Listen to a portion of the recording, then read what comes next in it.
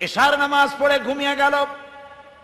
রাত 12টার পরে কোন যুবক যদি উঠে আল্লাহর ইবাদত করে, তাহাজ্জুদের নামাজ আদায় করে, আল্লাহর নবী বলেছেন কিয়ামতের দিন আল্লাহর আরশের ছায়া ছাড়া কোনো ছায়া যেদিন থাকবে না, ওই দিন 7 শ্রেণীর লোকদেরকে আল্লাহ তাআলা আরশের নিচে ছায়া দিবেন।